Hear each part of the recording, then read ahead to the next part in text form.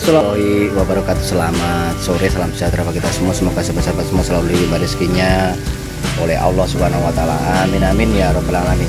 Di sore hari ini kembali bibit unggul Blitar 5758 ingin kembali membagikan sebuah pengalaman yang berkaitan dengan peralpukatan. Di depan saya ini sahabat ada jenis alpukat Kuba ya, berdampingan dengan jenis alpukat Tanspeed. Ini penampakan alpukat Tanspeed itu daunnya gedem-gedem alias gede-gede ya. Kok berdampingan Pak? Ya, ini dalam satu batang ini kan ada dua cabang ya. Ada dua cabang, kita sambung dengan dua jenis ya. Dengan dua jenis alpukat. Kok bisa Pak? Bisa ya.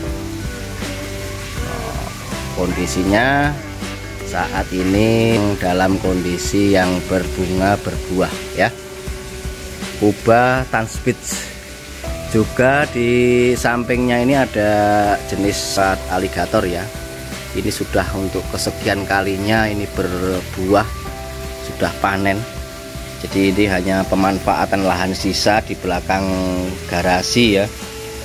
Ada lahan sisa, daripada kita bikin taman taman bunga yang dapatnya hanya kesenangan, walau kesenangan itu tak terbatas nilainya, tetapi bagi saya lebih optimal kalau saya selain penghijauan juga menghasilkan pundi-pundi rupiah tentunya ya. Tetap berbuah lebat alamiah tanpa obat. Kok bisa Pak? Ya catatan saya atau pengalaman saya itu sahabat, yang penting kalau alpukat itu pertama-tama harus benar-benar dipastikan bahwa bibitnya harus benar-benar bibit yang unggul, bibit yang berkualitas, bibit yang jelas itu sekali lagi dihasilkan dari induan yang pernah berbuah tentunya ya. Alhamdulillah dengan perawatan yang cukup mudah bagi saya, karena alpukat itu atau mungkin hampir semua tanaman itu prinsipnya kalau di musim penghujan itu kita fokus perawatan pada masalah jamur. Kalau di musim kemarau kita fokusnya kepada masalah kutu-kutuan, baik itu kutu kebul, kutu-kutuan lah apapun ya. Nah ini seperti kutu putih ini ya. Ini lebih fokus perawatan pada musim atau pada bulan-bulan di musim kemarau ya. Ini semua berbuah ya sahabat ya. Ini ada aligator. Ini dalam satu pohon ini malah ada jenisnya, ada sambung jenis 3 ya. Ini yang paling yang ke arah ke barat ini saya nggak tahu, karena entresnya juga dikasih temen ya. Kalau itu nampak sekali itu yang kuning-kuning itu yellow ya. Yellow. Nah ini penampakan yellow, pendek-pendek, bunganya lebat seperti ini ya. Bukan sesuatu yang dikarang-karang atau sesuatu yang hoax, apa yang betul. Nah ya, ini jenisnya yellow. Kalau yang ke arah utara sana itu kondisinya lagi mau berbunga, itu jenisnya bud 7 atau bud 7, tapi masih mau berbunga ya itu ya.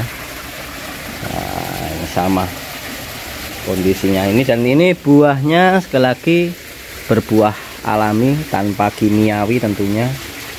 Karena bagi saya kalau pembuahan alpukat secara alami itu alpukatnya tetap kondisinya prima ya, seperti ini ya.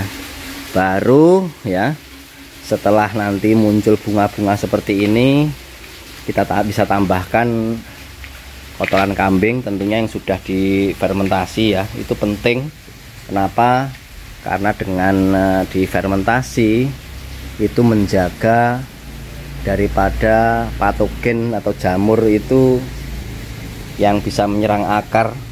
Itu sangat berbahaya sekali, karena itu bisa menyebabkan kematian ya sahabat ya. Maka pastikan sekali lagi kowe atau kotoran hewan Kalau saya lebih seneng kotoran kambing, karena yang paling pas kalau untuk alpukat tuh bagi saya, sesuai pengalaman saya bertahun-tahun tuh ya tetap kotoran kambing ya. Sekali lagi yang sudah difermentasi itu akan menjaga tanaman itu tumbuh secara optimal.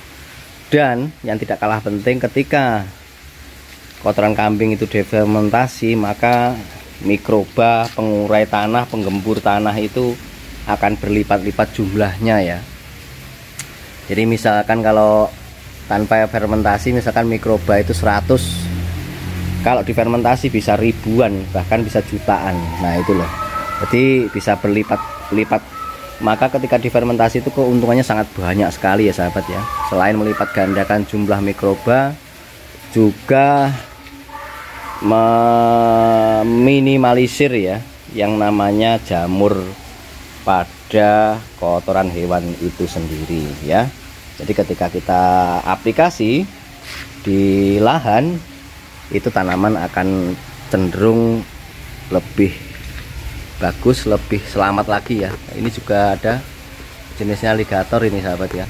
Bunganya itu hampir pokoknya penuh ya.